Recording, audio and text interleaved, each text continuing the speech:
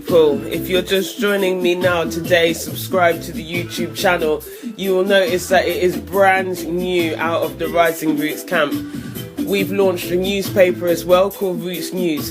And out of that paper, we were looking at people in our community that are currently on the rise. That's real people, inspired, strong and empowered. So if you haven't read the page yet, or haven't even got a paper, then listen, follow the contact details at the end of the show, and then I can send you one straight away.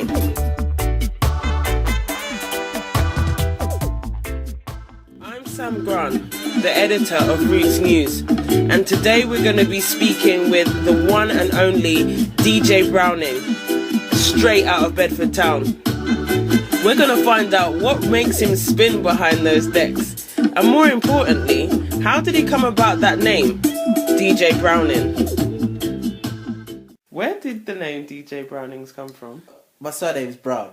Okay. So, there's a lot of DJ Browns out there. Yeah. So I didn't want to be any old DJ Brown. Yeah. I wanted to be like an irregular name. Okay. And especially when I'm cutting my dub plates. Yes, yes. I don't want somebody to obviously copy it, say it's them, and you know how you get fraud out there and everything. Okay. So, yeah. Okay. Oh, yes. I was wondering. And that would have been one thing that everybody else would have been wondering. So now we know how DJ Browning's got the name.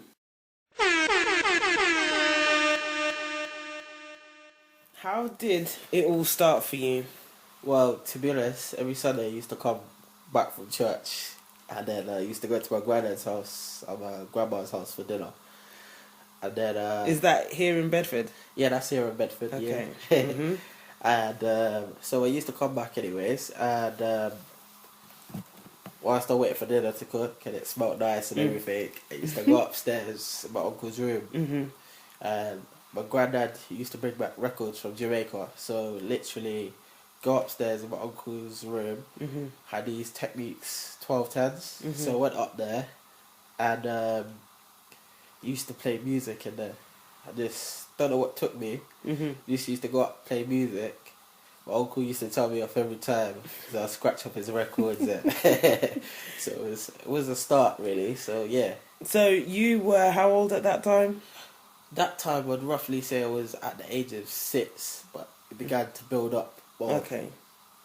So what kind of tunes was mostly playing around in your grandparents' house at that time?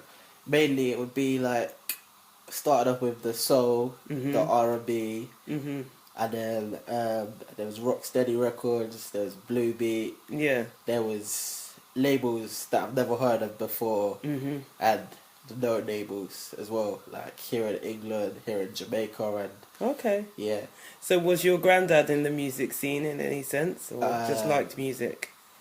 To be honest, he was, but music runs in the family. Okay. So his brother was what you would call a disc jockey back in the day, and then from then, everybody in the family, it's like took up music on that side, and then on my dad's side. Nice. As well. Nice. No, that's good. And was there one standout record that you just could not touch? It would be, I just remember it was I think it was a 7-inch vinyl back in the day, and my uncle would have it hung up on the wall so I couldn't touch it. All I remember is it being like a red label, and had a sleeve over it. Okay. And he was like, you can't touch it. Wow. Okay. So did you ever, where's your family from?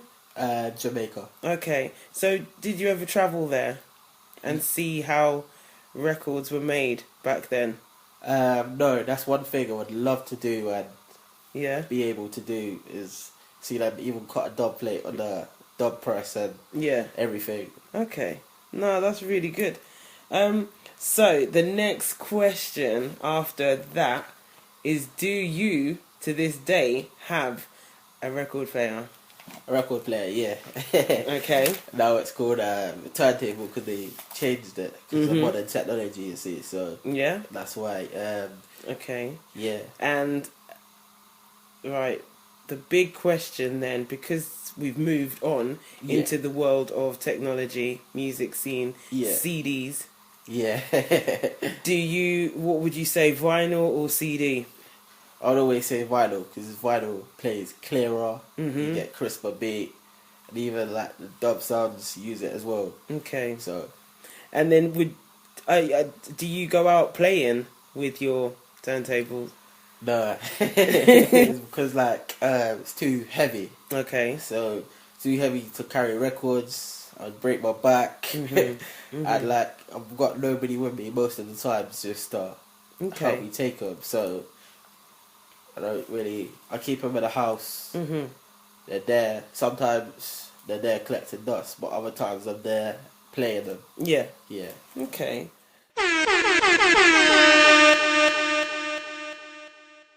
Going back a bit, before we move into the future, would you say, who were your main influences then in the music scene? What main influences? Okay. To be honest, my main influences would be my family. Mm-hmm. For one, because there's lots of DJs, selectors, and well-known people in my family Mm-hmm. that have been up there. And the second is like the sounds in Jamaica and Mhm. America, like Stone Love, Mm-hmm. like King Addies, Yes. people like them have helped bring me up because I'm watching what they do, Yeah. and that helps me to like better myself. Okay. So out of those people that you've just mentioned, out of those big names, because Stone Love was my favourite. I love Stone Love, right? But have you met any of them? Yeah. Okay. I've played out with most of them as well. Yeah. Wow. So you see that, what your influences were, because nowadays you get like people that are starstruck with posters up on their walls. Yeah. And it's kind of like they want to meet them one day. Yeah. So for you to have actually done that already, what age were you when you met them? I'd say the age that I met Stone Love was when I just turned 17. Mm. And that was in Northampton Mm-hmm.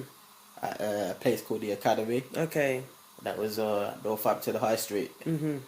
And I got a call from my friend saying that he's got a play out there. Mm-hmm. Would I like to come? So next thing you know, he was holding a mic. I was playing the tunes. Mm-hmm.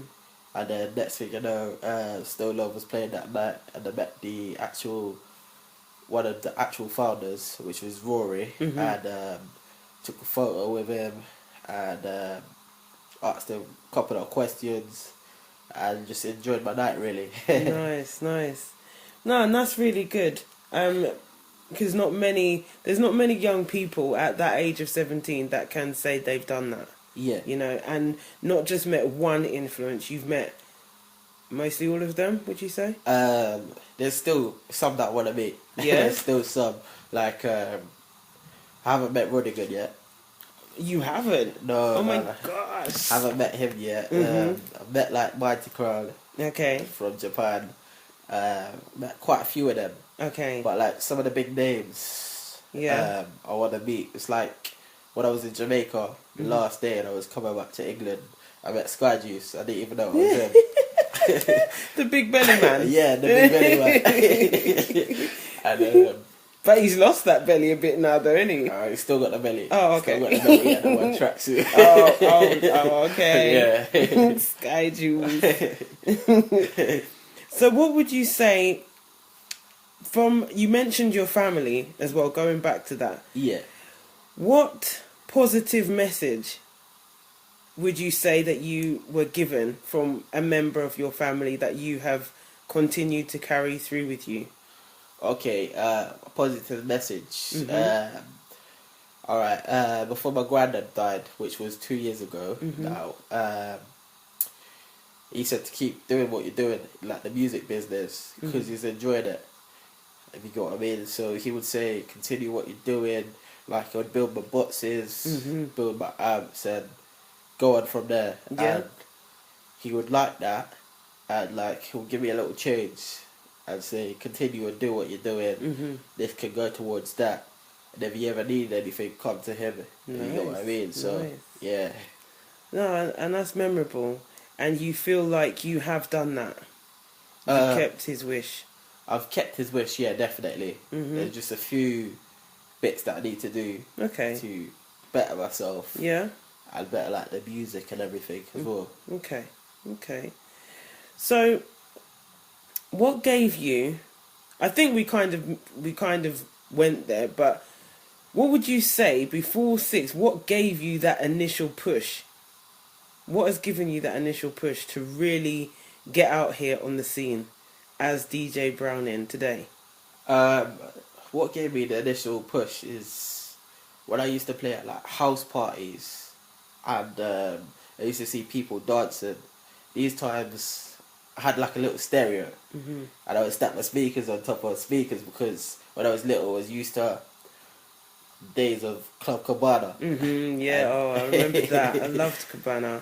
I remember when like my uncle would play in there, or other sounds would play in there, and like big people come down, and sometimes I would, when my aunt is driving past to drop like other relatives off, that would make me want to go in there, even though I was young, and I'm thinking, I wish that could be me. Yes. If you get what I mean. Yeah. So that gave me the initial push really, because like it helped. Just seeing little things like that, where people would go to raves and party and enjoy themselves, and yeah. Okay. So was that, would you say, your first event that you ever played out at, as a house party, or? First event that I would play out, my proper first event would be, yeah, definitely a house party. Yeah. Yeah. Here in Bedford. Here in Bedford, same place. Yeah. Did it have a lot of people shubsing up the walls? It had 30 people my age, so I was back then. I would have been. Back then I would have been 14, 15. And how old are you now? If you don't, I can ask a man, because you know you can ask man their age. How old are you now? I'm 23 now. 23. Yeah. So that's an achievement. So where you have your goals, Yeah. what would you say your goal is now? My goal is just to keep pushing out there, deliver the music to people, because you get some young people on the street nowadays. They're not really doing nothing. That's what I like about myself.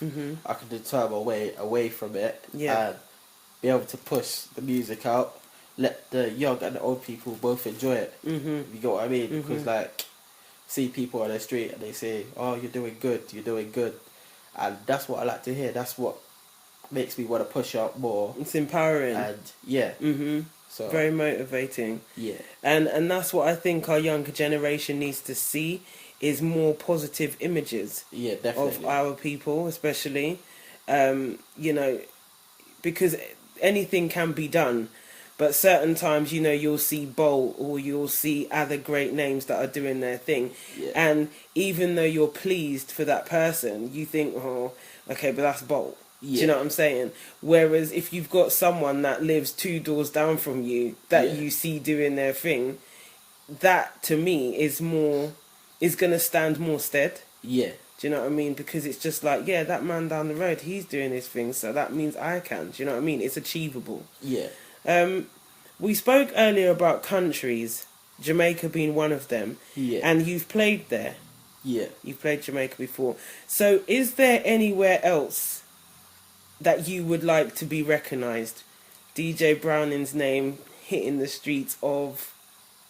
Well, to be honest, I like to be recognised in Europe, because that's a big place for the reggae scene as well as Jamaica, even though Jamaica's the home. Then it came to England, spread all around the world. So Europe.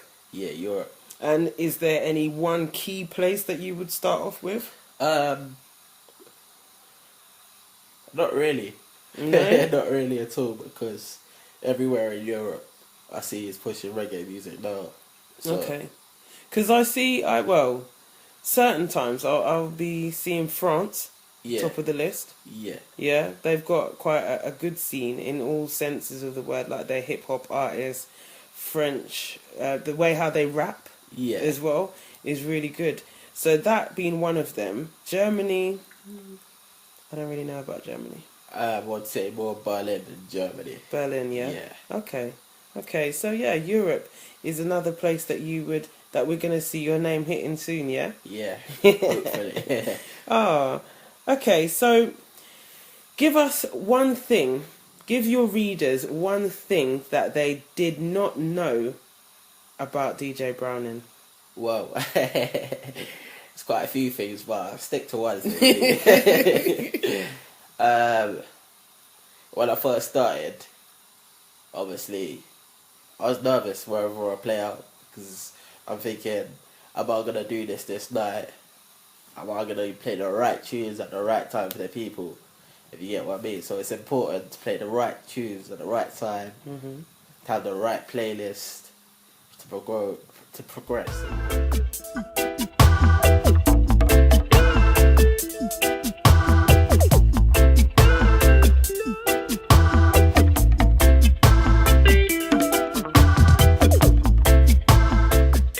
So we were just there looking at what one thing your readers didn't know about you. Yeah. And you were letting us know initially that you got nervous. You get nervous. Yeah. Before playing out. Yeah. Okay. Well, that was used to. Confident, chest high now. Okay, so what I'm gonna do now is I think we got a little bit. I think you feel a little bit warmer now in the interviewing, yeah.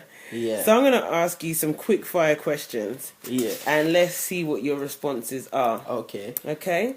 So, first one.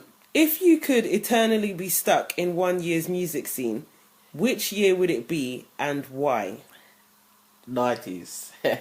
90s? Yeah, the 90s. Okay. And why would that be? Because music nowadays is not the same as how it used to be. You go into the club nowadays, hip-hop's not the same as it used to be. It's all this jump up stuff. Yeah. Same with the dancehall reggae scene, it's all the jump up stuff. Yeah. There's only certain artists out there that's playing positive stuff. Like back in the day, rap used to just go with the flow and everybody used to carry them. It had that element of consciousness about it. Yeah. That's what I like about it. So yeah. Okay. The 90s. The 90s era. Okay. And in that 90s era, who would you see yourself playing alongside? 90s era. Still loves. Okay. What is the one track that never gets old for you, no matter how many times you hear it? Well, there's a few tracks that I have in mind, but I would say, to be honest, I'm not sure. I have to give you like a couple tracks. Okay, I'll allow you a 2. Okay, let me think about this carefully. Tracks, yeah. Does it have to be old tracks or any tracks that any you tracks? feel? Okay, it'll be. Actually, I could just give you one. Okay. Track. John Holt. And it'll be "Stick By Me" and "I Stick By You." Okay. Yeah. Now, can I ask why? Because whilst I was playing out sometimes and stuff, I had people fighting against me and trying not to rise above it, just keeping up with the music same way.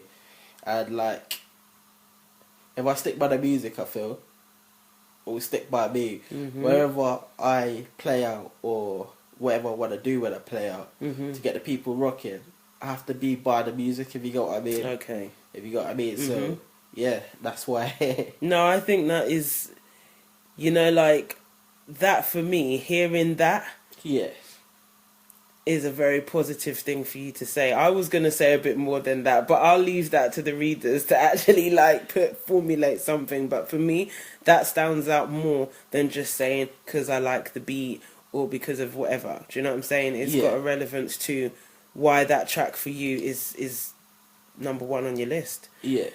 Is that track going to be heard at your event? I've got that track on special before he died. Oh, So here's another thing that we're finding out about you now. So, because I got that chocolate special, you will hear that Okay. at my event. Yeah. Yeah. So, as we're talking about your event, because there are other questions that I have to ask, but while we're on the topic of your event, give us a bit more about that. Because initially I heard crowning, and I was like, are you going to be presented with a crown? Yeah. Are you? Yeah, a crown and a trophy. So okay. So that's what we're expecting. A night of you and your music. Yeah, pure niceness. Really. Yeah? Yeah. Okay, so this is where we're going to hear the true DJ Brownings in full effect. No request, no nothing, just you, your music, positive vibes, yeah? Yeah. When is the event? The event is in April. Okay. And where is it? It's at the Marlborough Club. Okay, and is it just you playing? No, not just me playing. Okay. I thought I'd get some other people on the night, and then afterwards, after they warm up, then it would be me. Okay. So, are you allowed to say who's going to be presenting you with these? Is it going to be a special guest? Or... Yeah. You don't need to mention no names, because obviously we like to leave it as a surprise. But, yeah, is it going to be like, big thing? We haven't sorted that out yet. Because we're just still looking to buy the trophy and everything as well at the same time. So. Okay. Oh, well, I look forward to it. I'll be there, full attendance. We've looked at the tracks that never get old for you. Yeah. And we've looked at your biggest inspirations. Yeah. What single night out has been the most memorable for you? Okay. Single night out. That would be my cousin's birthday party at what used to be Characters on Tavistock Street. Yeah. That night, just finished work, just got in for my mum saying, "Oh, we're going out to cousin's birthday party. Make sure you bring your tunes." Just drops it on you, yeah. So I went in the place. There was no vibes whatsoever. I can't remember who was playing that night, or if it was just background music. So I went in the place now, had a couple of drinks, like you would. So it was the Ray and Nephews rum. So I done that, and next minute, cousin come up to me, "Can you play a couple of tunes?" So I said, "Yeah, sure." And the sound that I was playing on was Cultural Roots. Okay. Because they must have just had background music in there, so party was still empty and everything. So I just managed to set up and everything now. Next minute I just get handed a microphone. No warning or anything. Okay. Music cut off. So as I started playing tunes, gradually building up and warming up, everybody started to come towards the dance floor. Party started to get in. Nice. Music started rocking. And it was just a nice family sort of vibes. This was just before my 18th birthday, so same year as I played out with Stone Love. Yeah. And it was nice, pure niceness. As I started playing tunes, everybody was telling me to pull up. And they were wetting me up with rum, alcohol, and putting money on the table and everything like that. And that was my most memorable night because it was with family and it was with friends as well. So that's what encouraged me more. It's just like... And that would be memorable because, obviously at the beginning you mentioned your influences being your family. Yeah. And mentioning the fact that your family was where it all started for you. Yeah. That family background of musicians, music in whatever format. Yeah. So yeah, I guess that would be. And you've just actually played with Stone Love. Yeah. Yes, chest high for real now. Yeah. Do you know what? I think there's that interviewing such a person of your age, yeah, and to know what you've come with and what you're gonna gradually go on to do. Yeah. The future is still bright because you're young. Yeah. Do you know what I mean? So where do you see the future going for DJ Browning right now? Well, it has been a rocky road, Mhm. like trying to get out there, and because obviously the place has been shut down, Mhm. and it's hard to get venues and stuff just to pull off. I want to see myself doing parties for the Mhm. people, Mhm. some free events, or just like pushing myself out there. Okay. I want to see myself definitely in Europe again, Jamaica, you name it. I want to see myself all over the world. Mhm. Every weekend I get bookings, so I want their bookings to be abroad. Okay. I want them to be like all over the place, really. So Mhm. yeah, Mhm. No, that's really good. And Rising Roots wishes you all the best yeah. for the future and what it entails. And a very another quick question. I keep coming up with questions now, but mentioning about boxes and building boxes. Yeah. Yes, now tell me a bit more about that. Okay. Do you still do it? Yeah. Uh-huh. Okay. Yeah.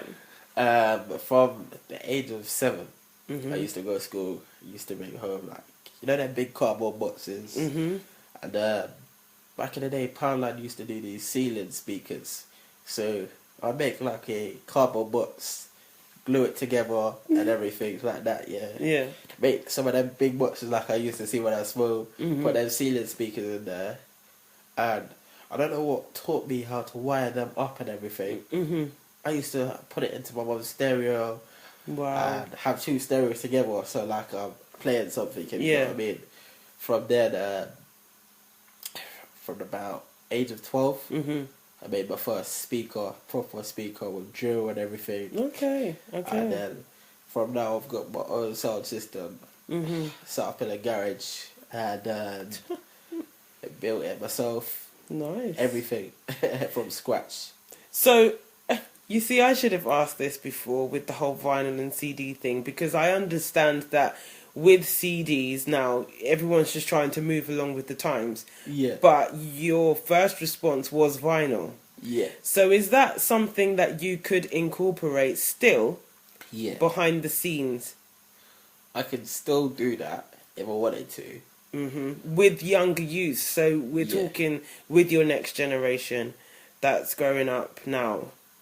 To be honest, they need to learn how to mix vinyl, hmm because I went on from vinyl to CD to now laptop. So vinyl, you could feel how to mix it.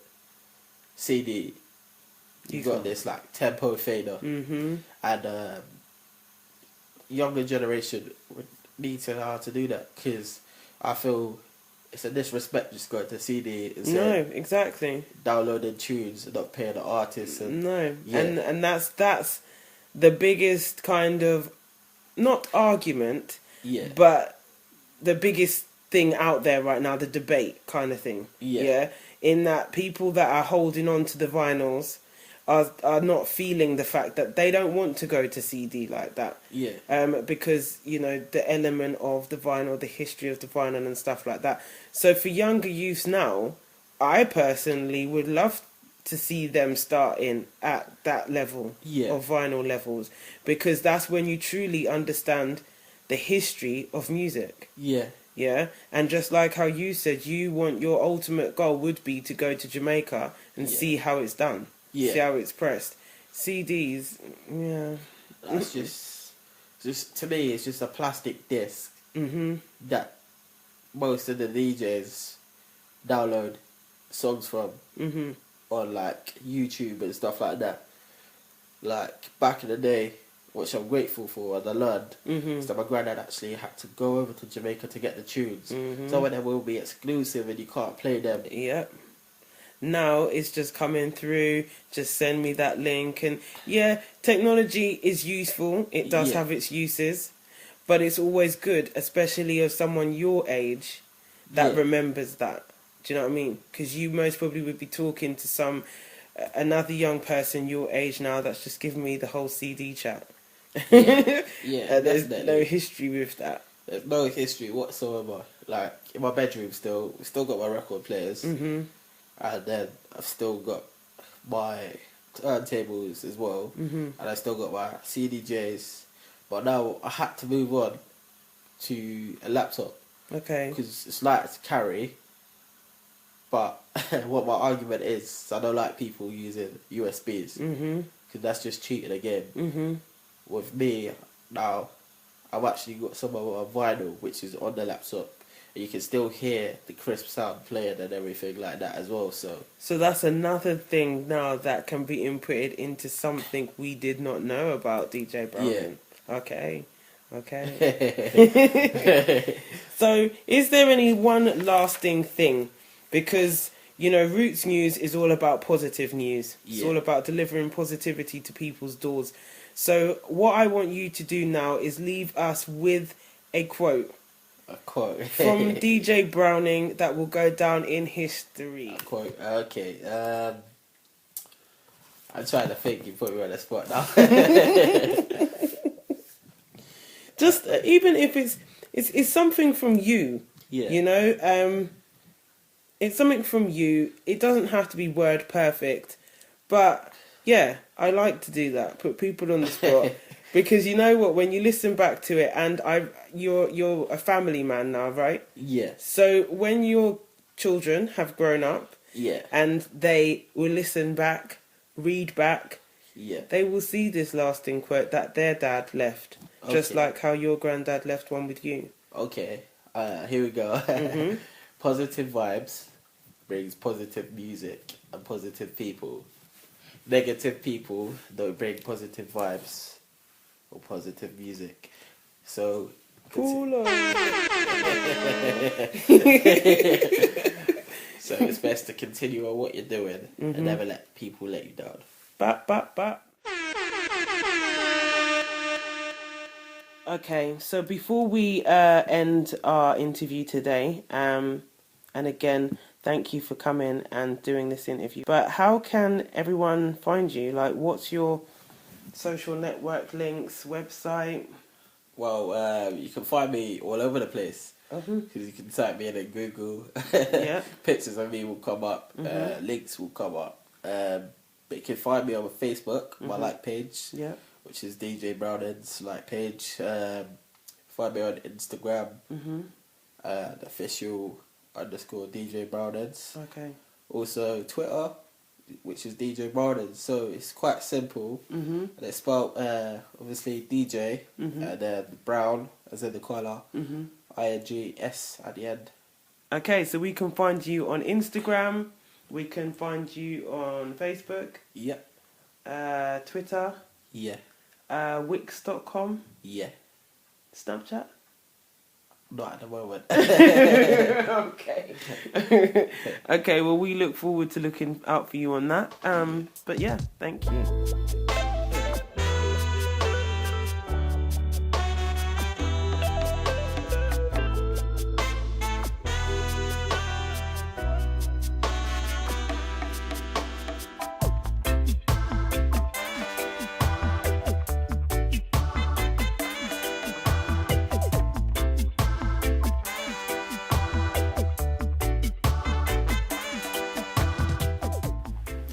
If you know someone who is on the rise and making positive movements within your community, then let us know.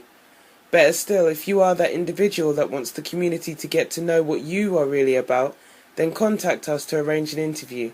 It's simple. Email rootsnewspaper@gmail.com and put InFocus in the subject box and we shall be in touch. Roots, that's with a Z. Ever blessed, ever rising.